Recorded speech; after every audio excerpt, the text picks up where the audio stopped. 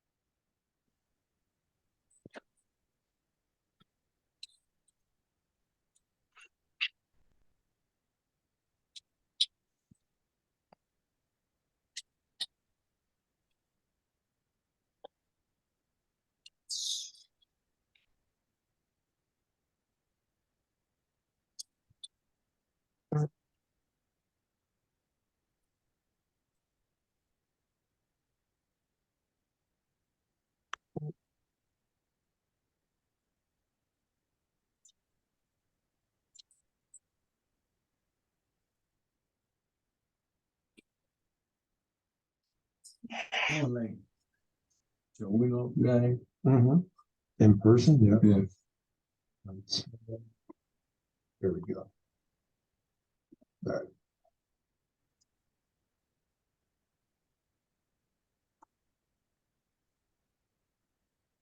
All right, who likes this song?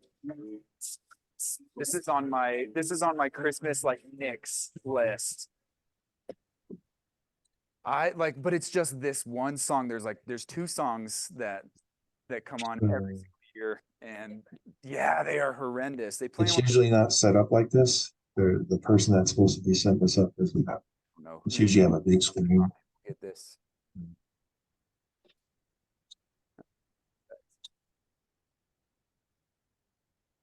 Yeah, we've got a few. All right, working on where is there we go. We are going to mute everyone. We'll even mute that one. Okay. All right, those that on Zoom, let me know if you guys can't hear, then we should be good. All right, let's get going. We are recording, music stopped, and there we go. Awesome. Okay, well, we've only got a few more, well, we're not even into weeks. We're like days now into Christmas, right? That's crazy.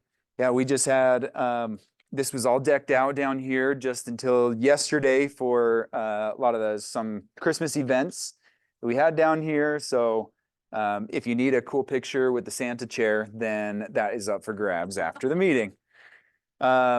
Okay, we are excited to get going. Let's get started. We've got, first of all, we want to thank Julie from Oakwood Homes, and she's bringing lunch today. So we are grateful for that. That's coming in a little bit, but we want to give them a quick moment to come up here and tell us a little bit about yourself. Hello, everybody.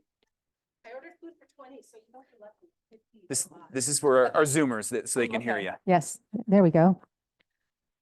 Yes, so lunch is coming at 11:30 and I'm sure there'll be a few stragglers maybe, but anyway, it's nice to be here. We've come out before and it's good to be back. We're just going to take a few minutes of your time. We're from Oakwood Homes. I'm Julie. I'm our inside sales. I also do all of our listings. So Julie Israelson, I've talked to a lot of you probably on the phone regarding showings. And then this is Debbie Caro. Debbie works out at our 55 plus community in South Jordan.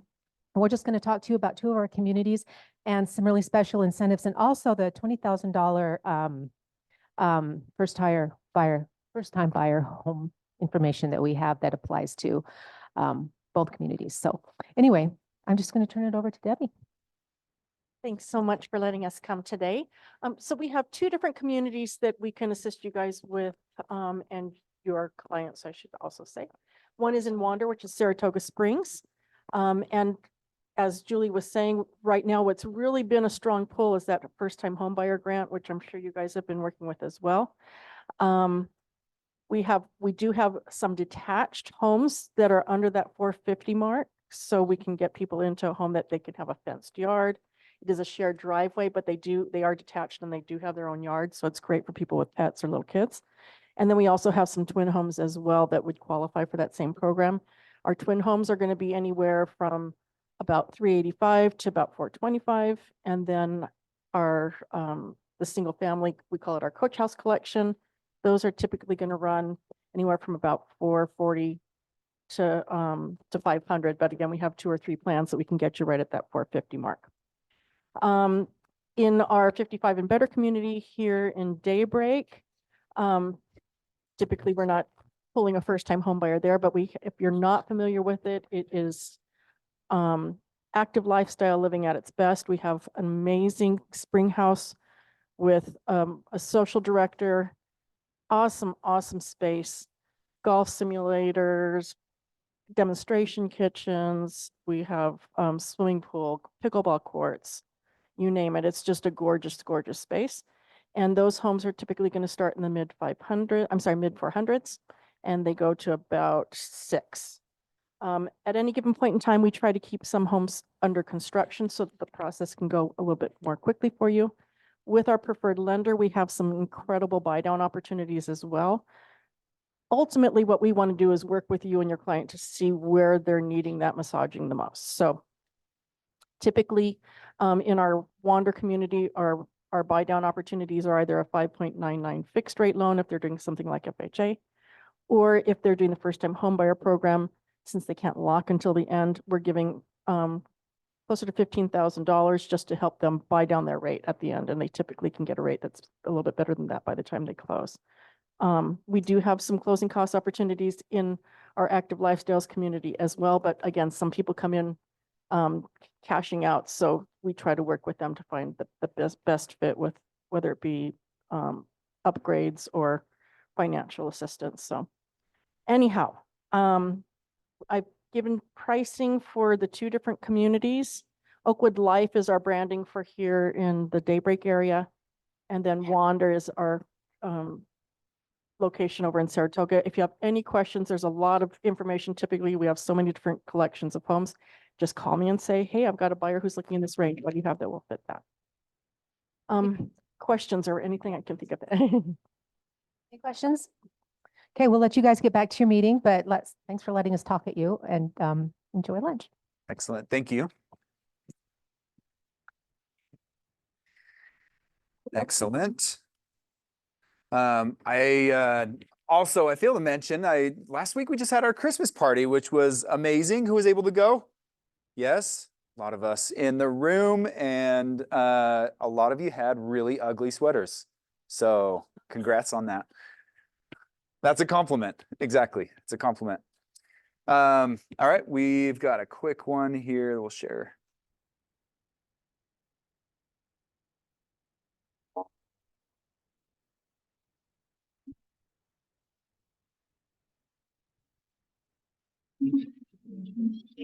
We don't just want to weather the storm. We want to come out the other side winning. I agree with you 100%.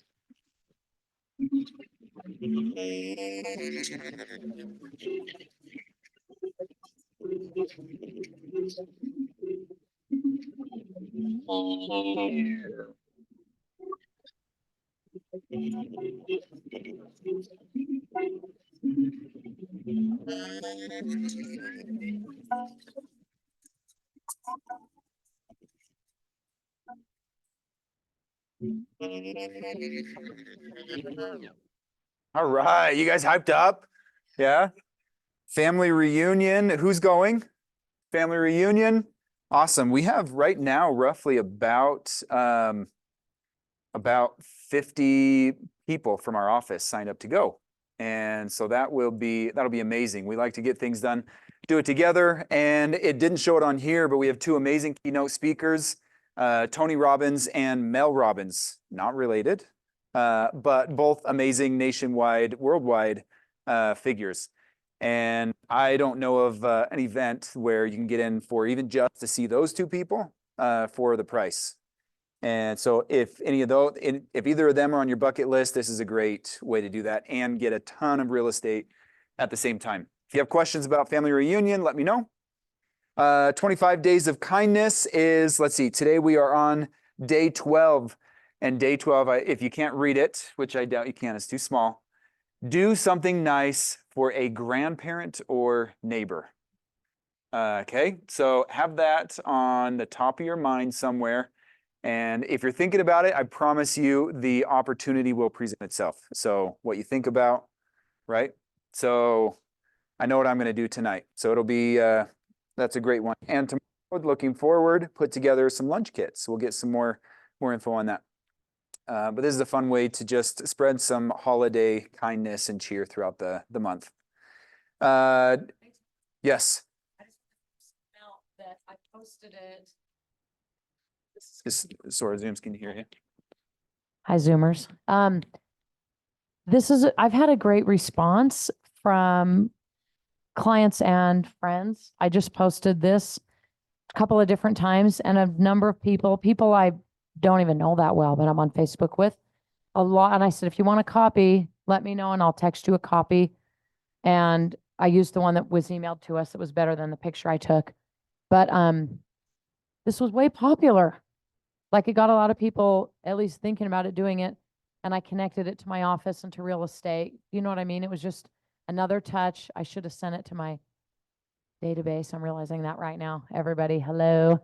That would have been a good thing to do. Next year, do it again so we can send it to our databases. Yep. And have people like send us pictures or tag us in a picture that they post of them doing some of these things. Yes. Like, it would be a fun way to get a whole bunch of more contact with friends, SOI client, past clients and stuff. Yep. So thanks for the opportunity. Whoever made this at our office, we love it. I love it. Yep. Absolutely. Yep. Thank you for that. This is a great way. I mean, use this for your, the AHA for your database. This is a great thing to do for them.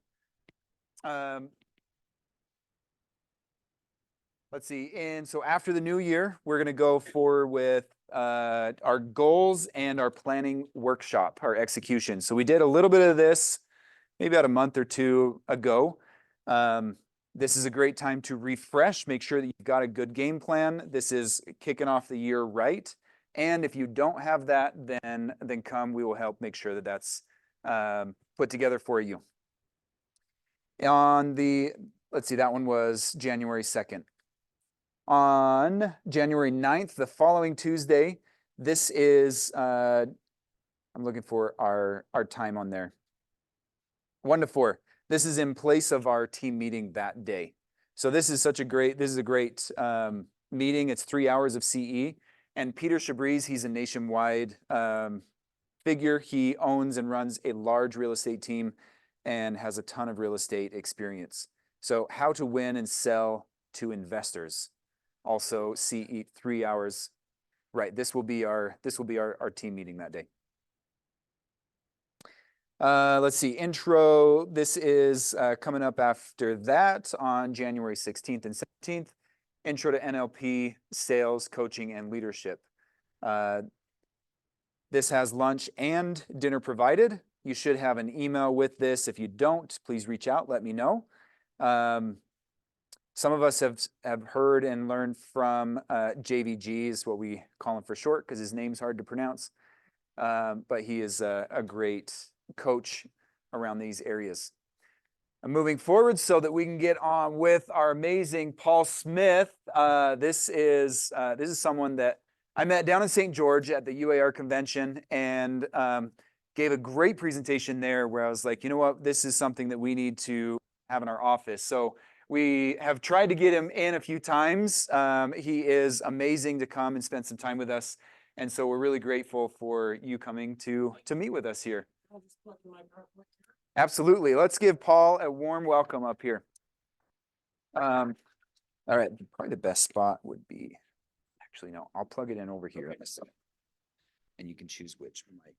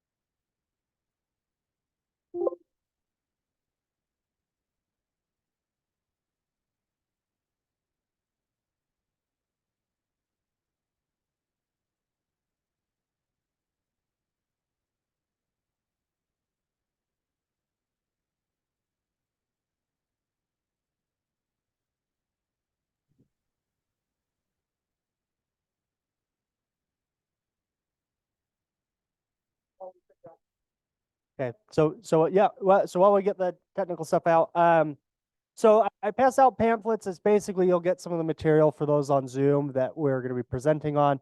But the Rental Housing Association, so we're the state's nonprofit association for anyone involved in rental housing. We represent just around 175,000 rental units, and about and just shy, somewhere in the neighborhood about 2,500 individual rental operators. What's awesome about the association is we kind of represent everyone from the small apartments, small landlords, basement apartment owner, all the way up to the large apartment complexes are members of the association. Here's what's awesome about the association, at least for your guys. A lot of you may manage rental properties yourselves, or you may be involved in property management through your real estate license, or a significant number of you, particularly in the past couple of years, have probably been selling investment property. One of the coolest things that we've done, or at least seen as a trend, is people refer us or even purchase membership with the association as a closing gift for their clients that are doing investment property for. We do a lot of different things. Primarily, we have some awesome forms. We have a team of attorneys that helps review those and make sure that they're state of the art and the most up-to-date legal forms you need, from lease agreements to all the, again, just every legal form you potentially need. The other big thing that's really popular if you're a smaller operator is we do have some great services for tenant screening that make it really quick to streamline and find quality tenants. And then lastly, but probably most important, we have really high quality education for, again, anyone from a small landlord to large apartment owners and operators. Vast majority of our education has CE attached to it. So if you're short on CE or like, man, I'm tired of the same sales class that I've taken 1,000 times, I want to learn a little bit more about rental regulations and rules, please contact us. Again, if you're selling investment properties, involve us. It's a lot better. It saves you time in answering 1,000 questions when they pop up with their tenants, if they can just call us and get that information. Yeah.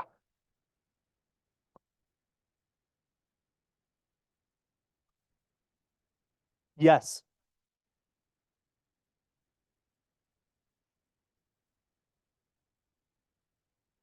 Yes. Yeah. Thank you. Yeah. So we, like you said, for the Zoomers, I like, it's like boomers, but Zoomers. I like this. Exactly. We're on the first floor of the Realtor building at the Salt Lake Board of Realtors. So just there in Sandy off of 90th and State Street and the freeway. So, okay. Without further ado, oh, sorry.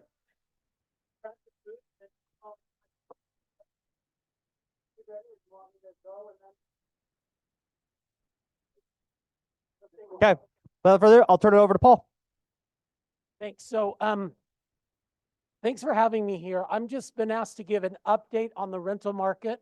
And so that's what I'm doing. Can everybody hear me okay? Okay. So, what we're going to talk about today is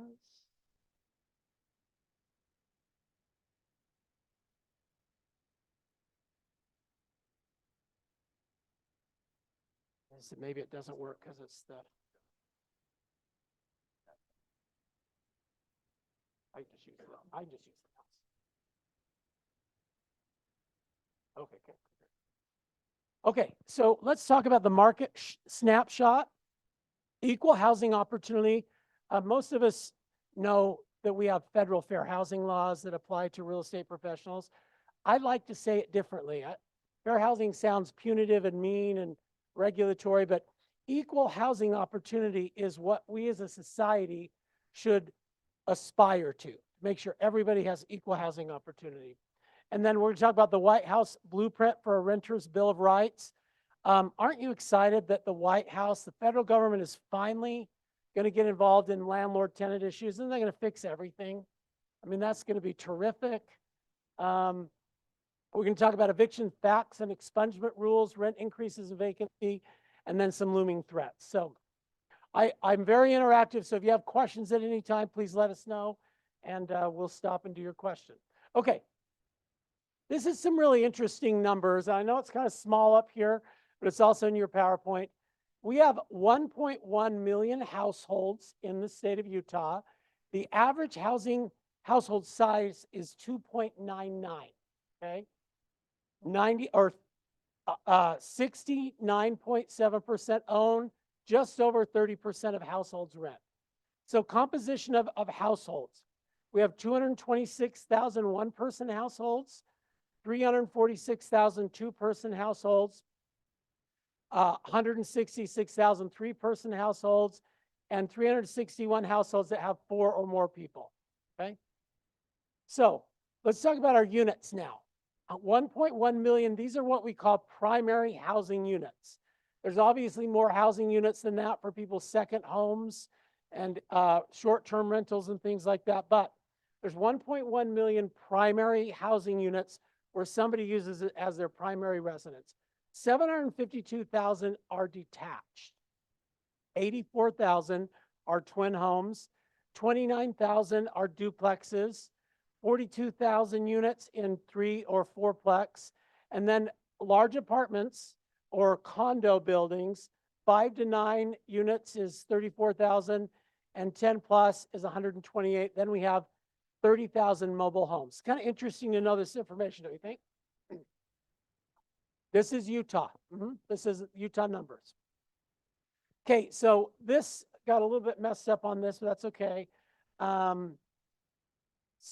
Davis County has 23% renters, Salt Lake County 34% renters, Utah County 31% renters, Washington County 29%, and statewide again it's at 30.3. But in Salt Lake County where you are, it's higher, 34% of households rent. Okay. One thing I want to go back to here is we have about 300,000 rentals, and I've got some more numbers here in a minute. Does anyone want to make a guess how many of the 325,000 rentals that we have are single family homes?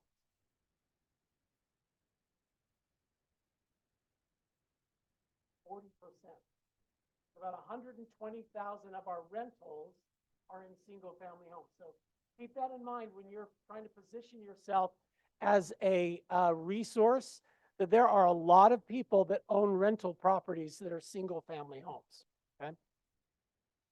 Okay, rental household by type of structure. Again, this is just renters now, not everybody.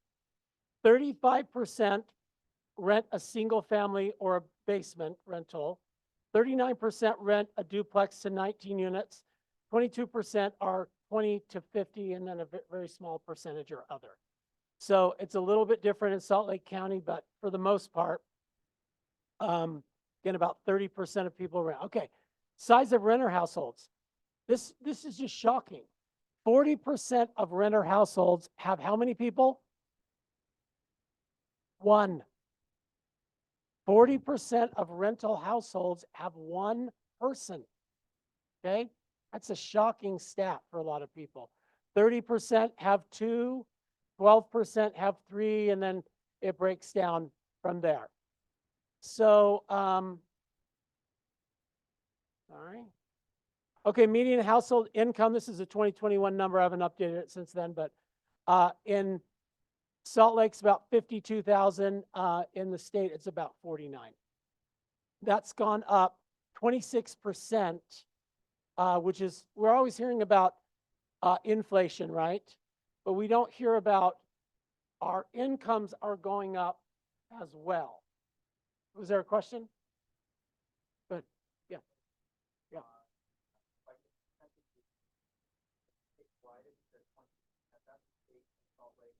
Salt Lake County. Mm-hmm. No, it's your income has gone up more if you live in Salt Lake County than if you live in other parts of the state. The state average income increases 26, but Salt Lake County is increasing at a faster rate. Go ahead. This is total household income. Yes. No, everybody's income's going up. Yeah. It's not. I've mislabeled it. I've mislabeled it. Okay. Okay, renters by age. So 17% in the state of rental households are 15 to 24 years old. 30% are 25 to 34 years old. 19% are 35 to 44, and then it goes up from there. There was some projections about 10 years ago that as the boomers retired, they would rent more. Is there any evidence that that's happening? There's not much evidence that that's happening. Okay. Yeah, go ahead.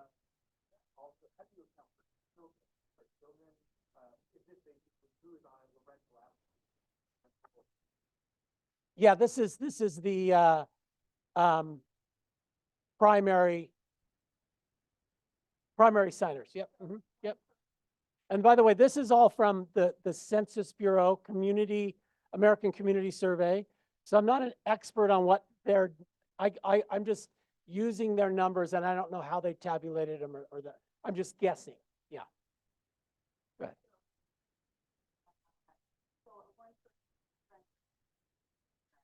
No. One person renter is a one person renter. Yep. So 40% of rental households don't have any kids. Okay. It's okay.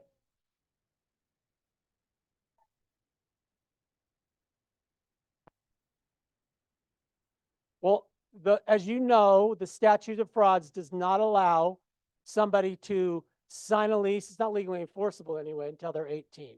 I have no idea why the census put it at 15, but they must have their reasons. My guess is the 15, 16, and 17-year-olds, there's not very many of them. Okay. All right. It's kind of interesting to get a snapshot of housing in Utah. Hopefully that was helpful data to you. We also have that data. If you ever need, call our office. I'll give you a copy of the PowerPoint or the slideshow or update those numbers for you if you need it.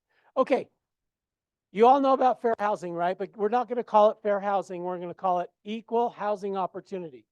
Equal housing opportunity means everyone has an equal opportunity. It's not equal outcomes. You know, if you're a don't make any money or you're a convicted murderer or something, you don't have, you know, the same opportunity to rent $1 million home that other people do, but you shouldn't be denied opportunity because of things we call protected classes. Can anybody name any of the 10 protected classes? Okay, see if you can name all 10. Let's do it. Yep.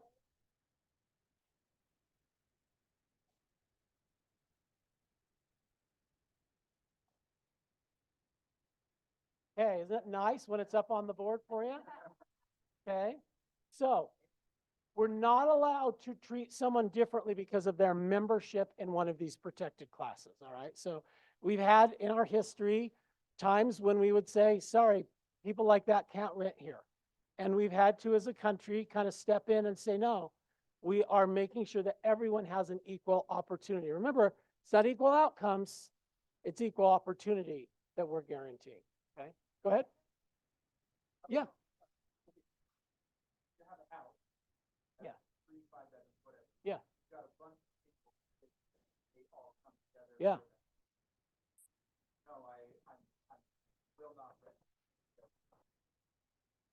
All right, so the only one of these protected classes that has anything to do with age is which one? No, these protected classes. Familial status. So what is the definition of familial status? It's a household with someone under the age of 18. So I cannot treat someone with people under the age of 18 any differently than I treat everybody else. But that's not what he asked. He said, I have a bunch of college kids, 19 and 20-year-olds. Can I discriminate against them? So the answer is, if they're not in a protected class, you can have policies that discriminate against people. For instance, is criminal history a protected class? So you could have, sorry, I don't rent to people that have sex offense on their records or drug users or things like that. That's not denying someone equal housing opportunity based on these 10 protected classes. That's doing what we call risk assessment and mitigating risk. Does that make sense? Okay, go ahead. You had a question?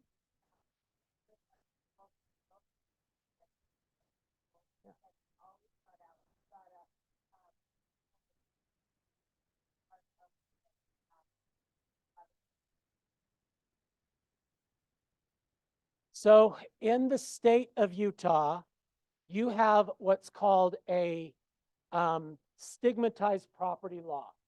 Okay, stigmatized property says you as an agent or a broker do not have to disclose certain things that have happened in a property. Okay, can you give me any examples? What are they? Deaths, suicide, something like that. What else? Meth that's been cleaned up, decontaminated. Then the third one is AIDS. Okay, so sometimes because that's in our state law, people try to put it in different things like that. As far as is having AIDS a protected class, Gavin's an attorney. Have you ever heard of any interpretation by how to, that AIDS itself would put you in any one of these protected classes?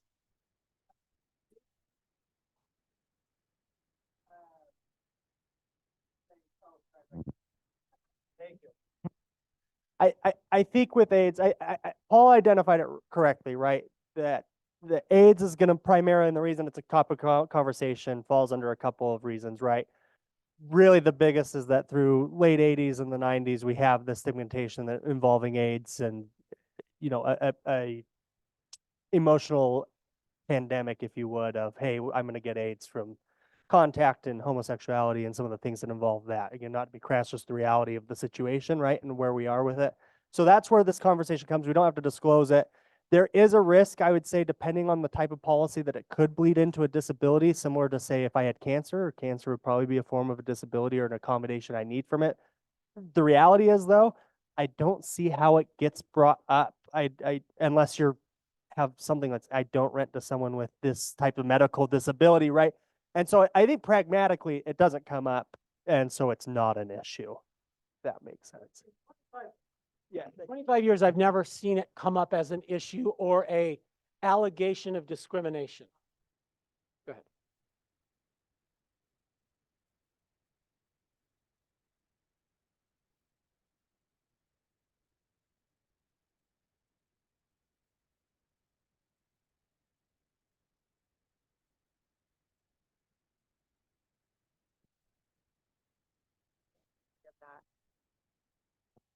So the HUD Exchange is just a training platform that's accessible to anybody.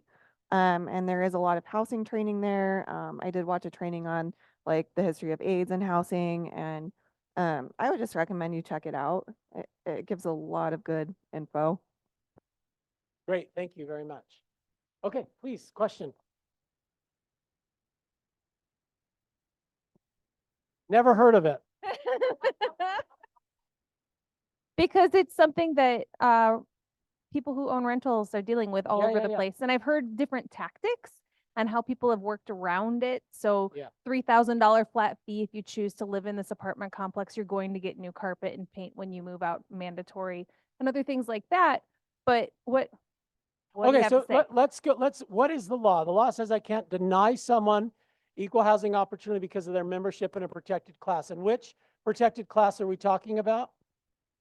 Disability, okay? And so if I had a policy that said white people pay $1,000 and $1,000 rent, $1,000 deposit, people of color pay twice as much, would that be acceptable?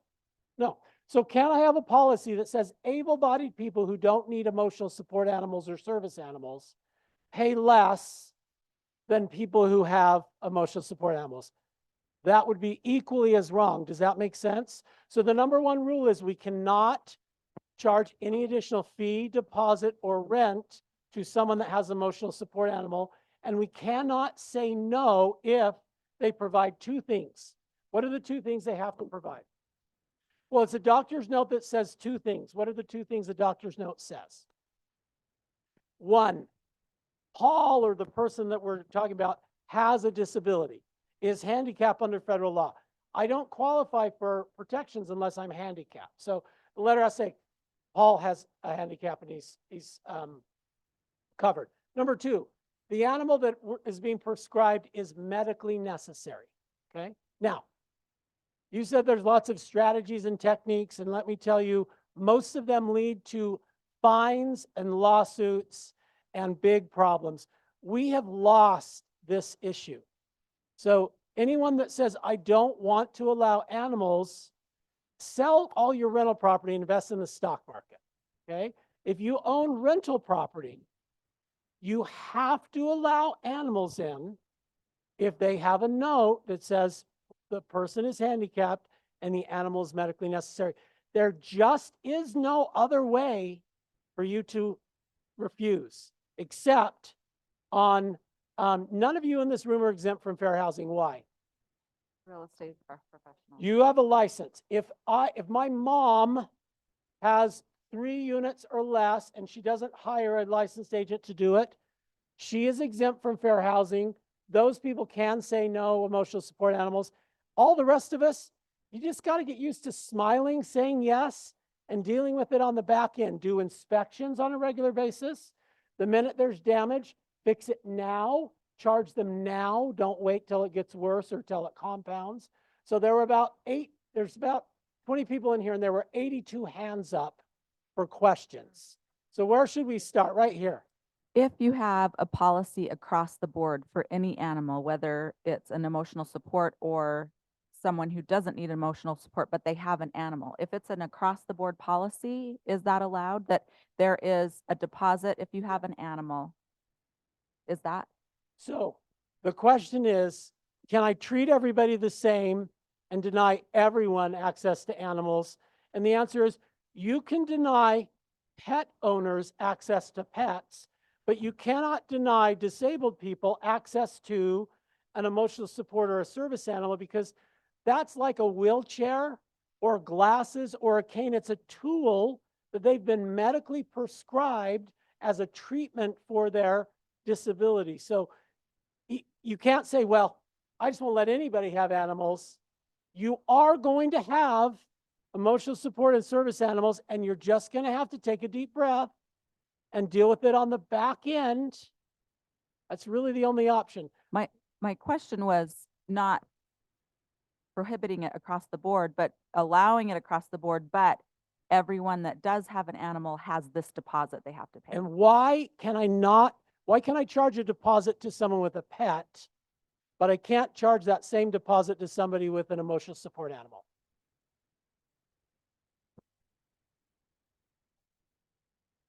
Right.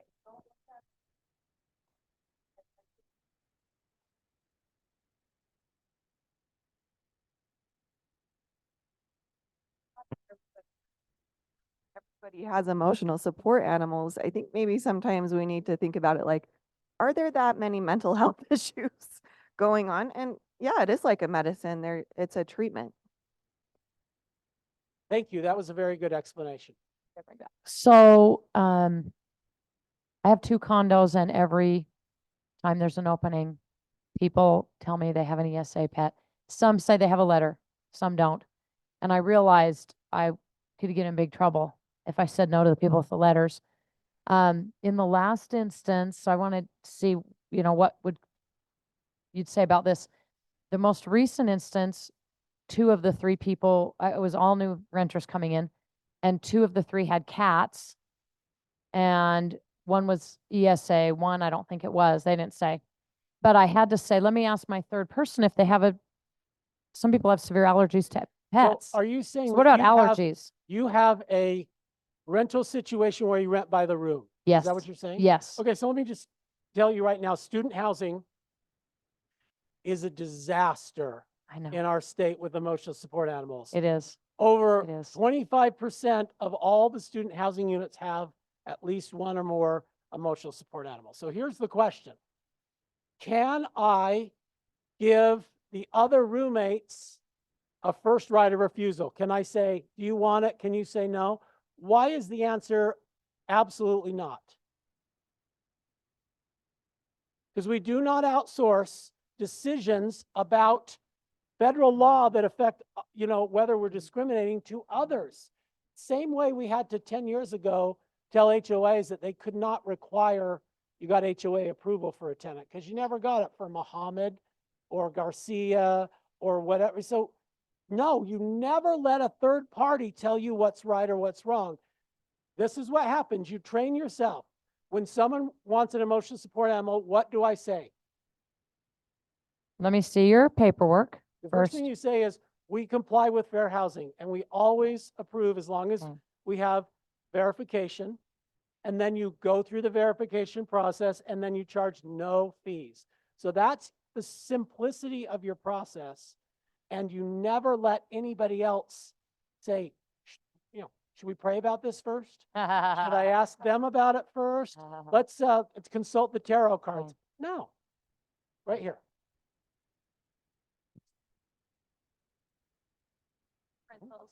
That's okay. So just to clarify, the standard pet fees that are in so many rental properties. Yeah. The original pet fee plus the monthly pet rent. Yeah. They would have an exemption if they have the medical disability. So from the rent. Here's what you're asking. 2 people apply for 2 different units. One, they're pets.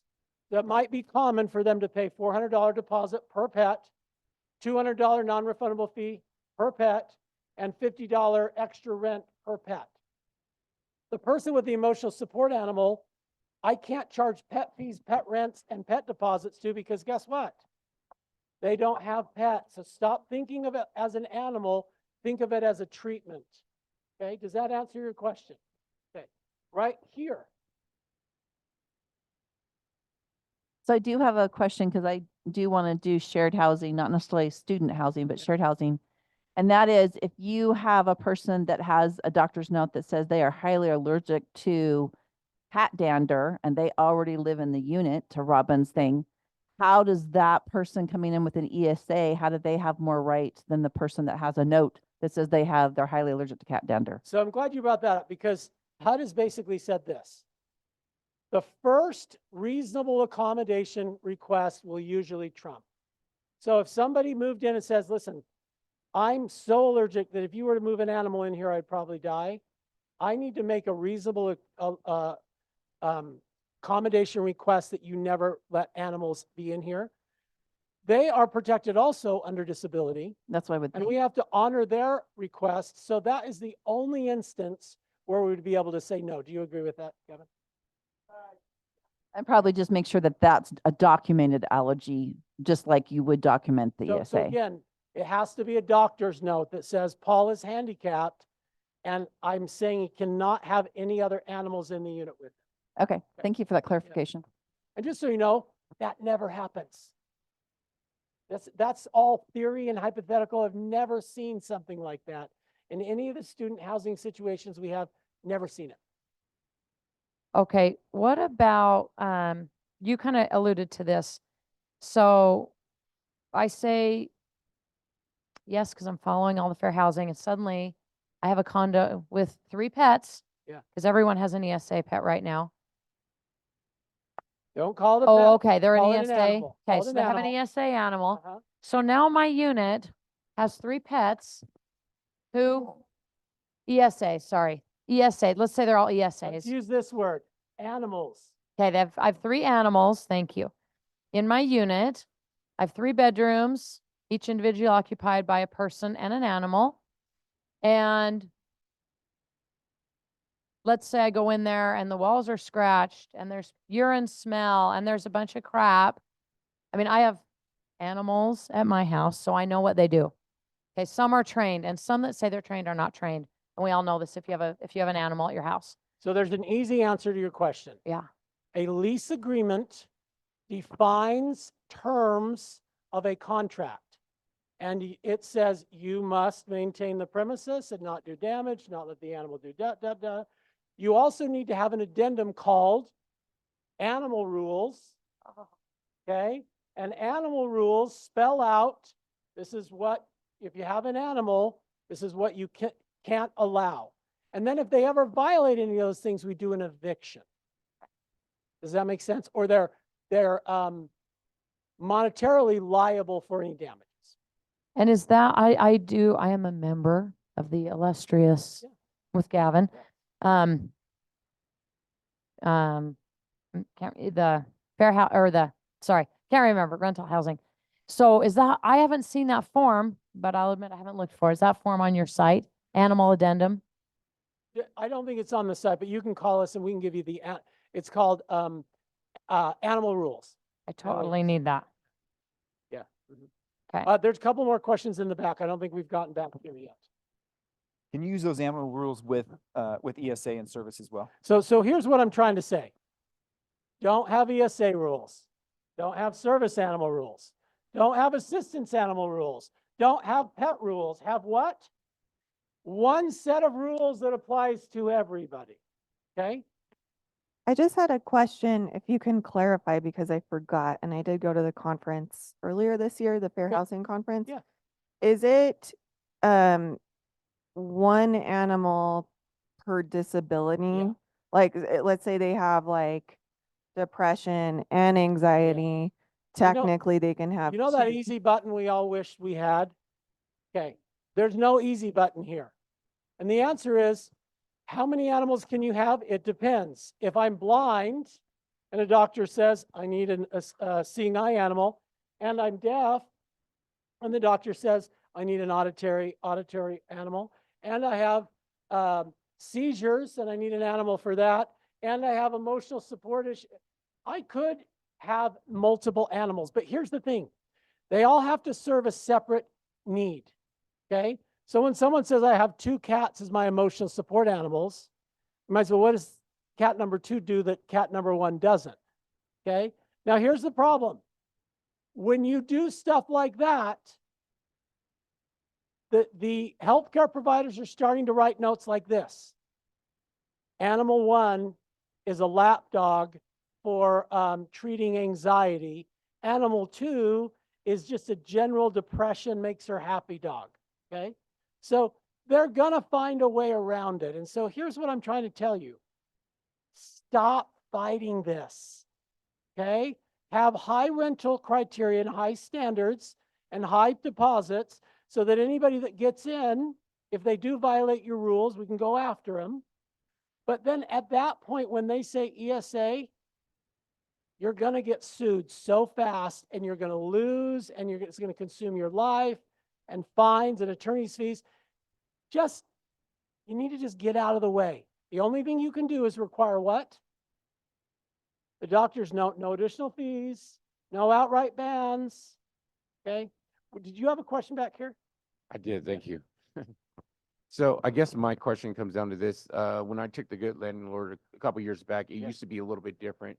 Meaning if you had 4 rentals or less, I mean, not saying you didn't have to follow the fair housing, because obviously we do. We want to follow fair housing. We want everybody that had an opportunity at home to have an opportunity at home. However, there is an exemption to the Fair Housing Act. Very good. And if you could go But you don't have it. Why?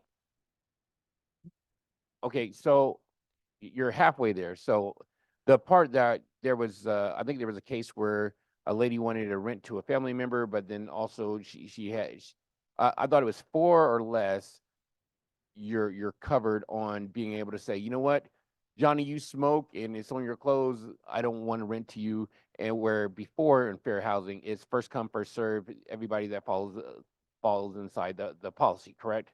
So I think you understand what I'm leading to. If you could go to that point, that'd be great. If in your packets, I gave everybody this rental housing operators handbook. And on page 9, it talks about fair housing exemptions. And I'm just going to read what it says. Owners do not have to comply with fair housing laws if they own less than 4 rentals or a 4-plex and live in one. Owners are never exempt from fair housing laws if they have a professional license for real estate or they use somebody as a manager for real estate. So if you only own a basement apartment, yes, you can choose not to rent to families with children. If you rent rooms in your home and don't own 4 or more units, you can rent only to girls or boys. But just because you can do it doesn't mean that you should do it. But that's the exemption. Does that answer your question? Yes and no. We may have to talk out after. You're talking. I think you kind of answered it with the, due to my profession, I have no choice. You have no choice. And anybody that hires you also has no choice. Correct. Well, one of the things that I've come to know in life, I call it the no games rule. Okay. If you start playing games, it's a big risk. For instance, a realtor says, my wife owned that property, so I didn't have to disclose owner agent. What do you think the Division of Real Estate did? They wrapped him up anyway. When somebody says, oh, in counting my 4 units, I only own half of that 6-plex, so I only own 3 units. What do you think happened? They lost. And so my suggestion is don't play games like that because you almost always lose.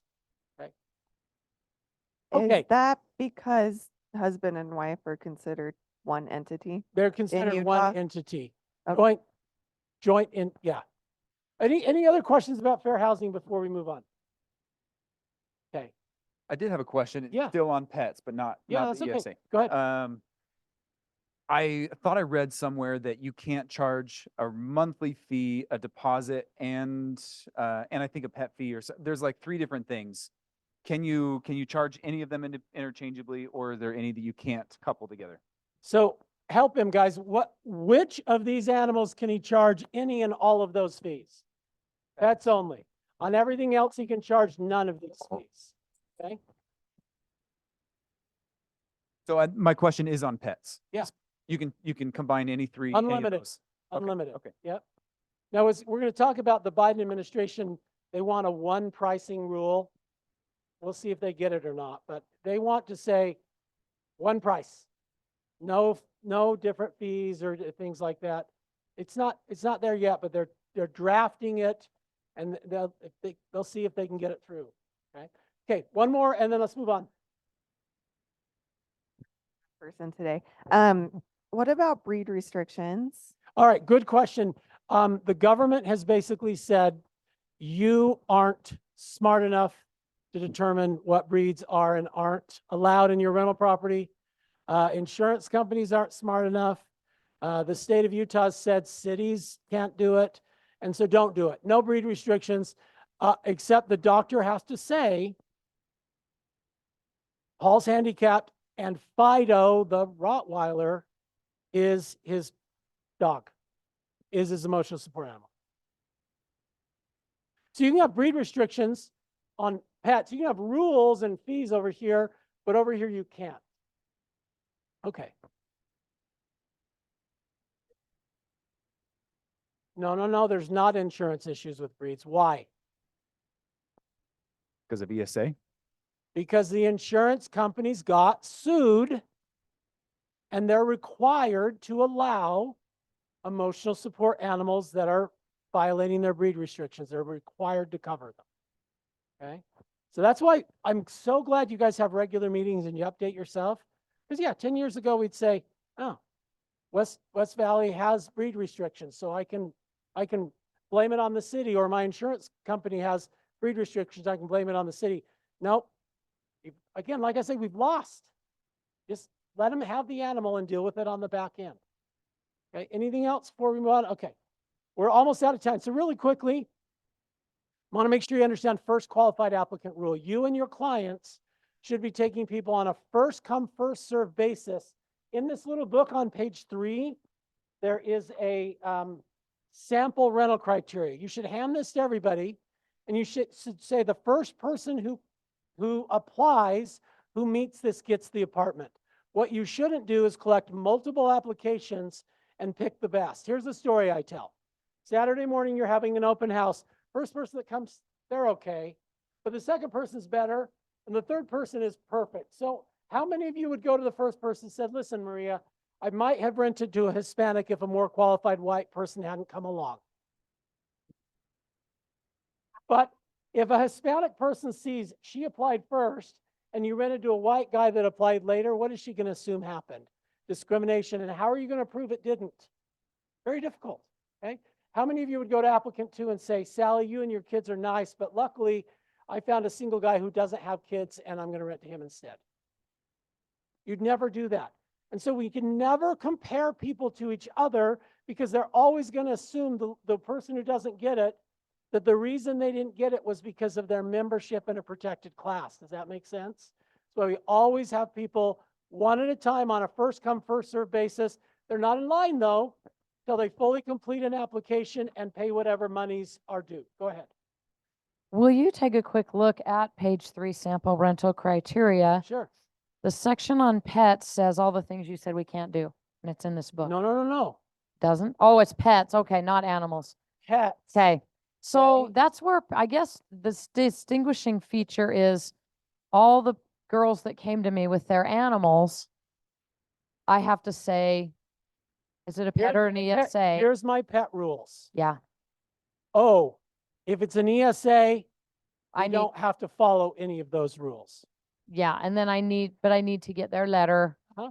I need to see all their information. Okay. Great. Okay. Go ahead.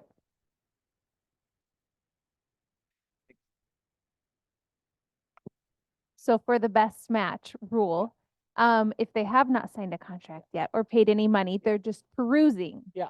Do you still have the choice of discernment? So remember what realtors are trying to do. We're trying to create urgency. We're trying to close deals, right? And so one of the ways we close the deal is say the very first person who applies, as long as you qualify, you get it. So you haven't closed the deal until you've taken their stuff, their application and their money. So the answer is shoppers don't count. This is only applicants that count, okay? One sec, sorry, start over. Are shoppers considered those who have paid an application fee, Well, maybe. but you haven't executed the deal? As soon as I have an applicant, I'm going to freeze the process. Okay. I'm going to say, oh, hold on, everybody else. I've got an applicant. And so it's not available until I figure out if this person meets my criteria. If they fall out, then great, then somebody else can come in. So does that answer your question? Yes, and Freeze so the process as soon as there's an applicant. But sometimes applicants change their minds, or you say you're approved and you have 24 hours to sign the lease and they don't. After that, then you can open it back up and let somebody else in. But you can't, as people do, say, well, this person might be okay, but this person that's later, they're going to be amazing. So I want to move this person out and get the amazing person, and that would be denying equal housing opportunity. You got to be very careful about that. Okay. All right. Okay, some really good, very thoughtful questions. Okay. Any other questions about the first qualified applicant rule? Okay. Then real quickly, we talked about rental criteria. We've talked about the first qualified applicant rule. There's a summary here. I won't go over it with you. When do you accept application fees? We're having a big problem, guys, with you accepting multiple application fees. We only accept one from the first person and everybody else is on hold unless there's an actual vacancy. Does that make sense? It would be fraud to collect a fee if you don't have a unit available for them. Does that make sense? Okay. All right. Yeah, go ahead.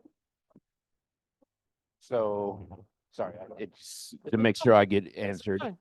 So with my rental, there's a background check required. Okay. That the renter's required to pay for themselves. Got it. Perfect. So that's not a fee, but and then also there's a checklist of all items that need to be turned in and Perfect.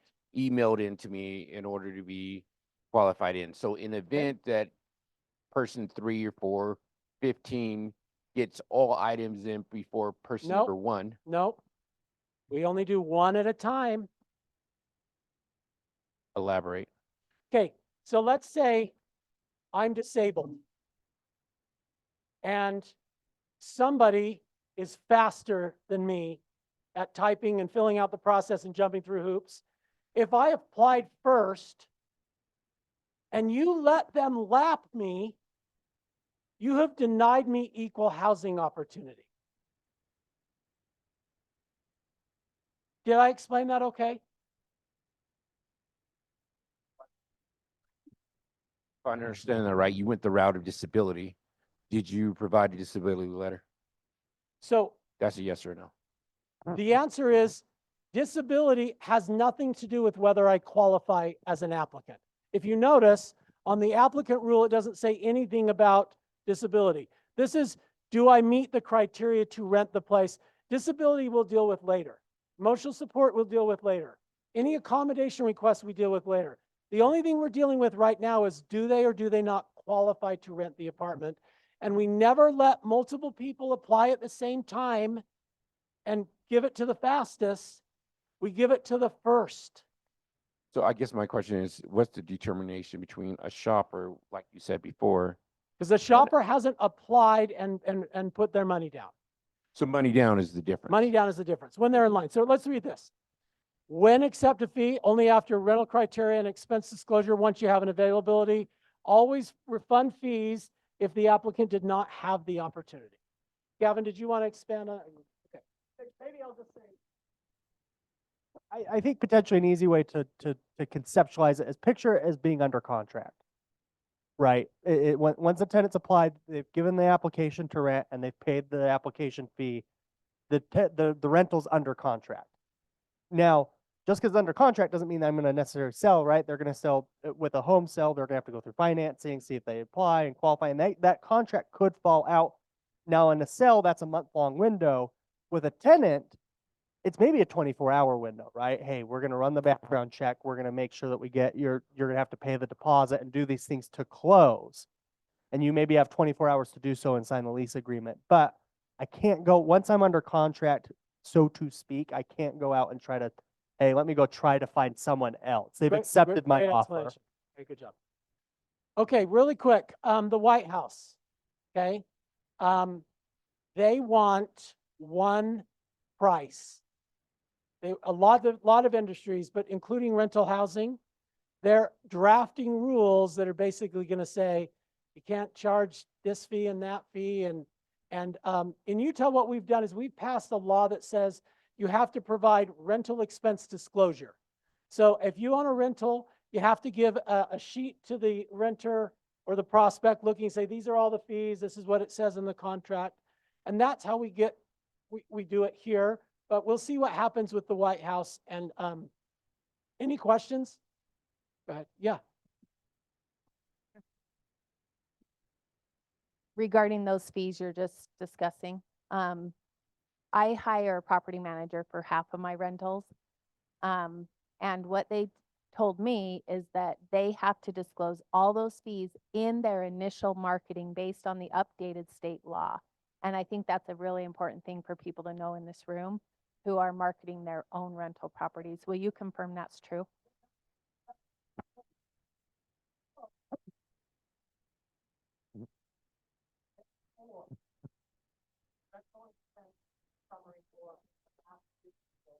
You're not allowed to charge an application until you've given them rental criteria on page 3 and rental expense disclosure on page 4. Those are the 2 steps before you can spend the money.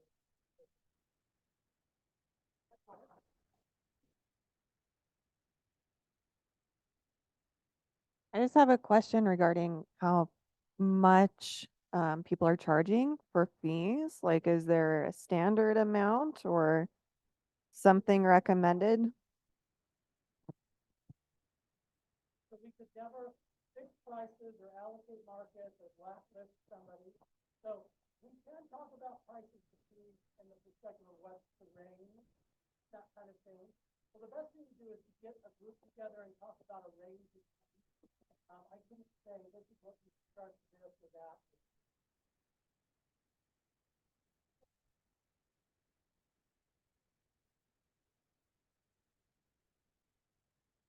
All right, we're about out of time.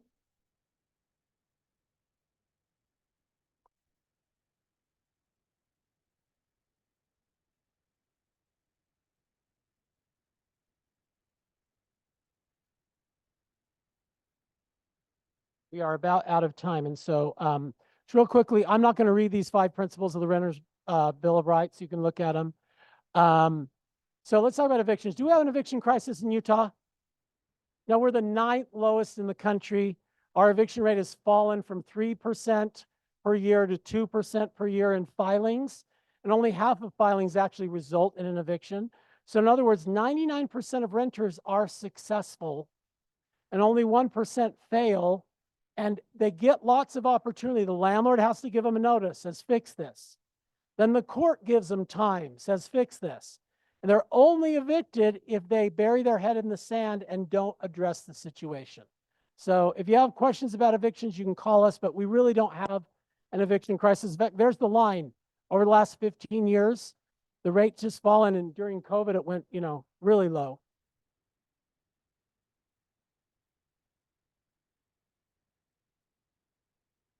So you have to be careful about context, right? So look at 2021 and 2022. They were so low that yes, when rental assistance dried up, we went back up to normal, which normal is going down. You see that? So you gotta be careful about context. Yeah. Oh, it was a big spike last month. Yeah, that's not what we're looking at. 1 month or 1 year, but we're still the 9th lowest in the country, and we really don't have an eviction crisis. Okay. There's some numbers here on average rent increases over the last few years. I'm going to let you look at those on your own.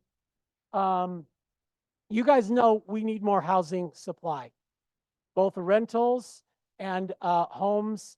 And the lack of supply is what's driving prices. And even interest rates go up and go down. The number one factor is supply. We have more people being born and moving to Utah needing housing than we have housing units. That's what's driving prices. So to the extent that you can run for city council and be on a planning commission and help make it easier to build more units, please do that, because we're going to have a problem until that imbalance corrects itself. And then we'll answer any questions that you have. Gavin and I will stick around, but thank you so much for letting us come. If you're not a member of the association, please look into us. We are a great service to you, and especially if you ever help someone buy or sell rentals, give them a gift of a membership in the association so that they're successful and they refer you to others and that they buy more stuff from you. So thanks so much, Tyler. I appreciate being here.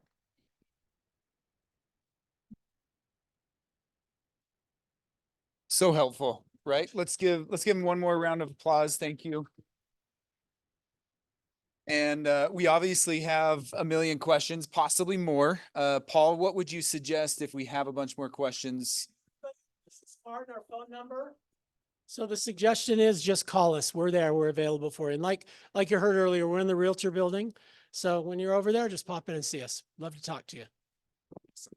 Great. Thank you very much. All right, food in the back. Thank you to Oakwood Homes. Appreciate you. And let's have a great day.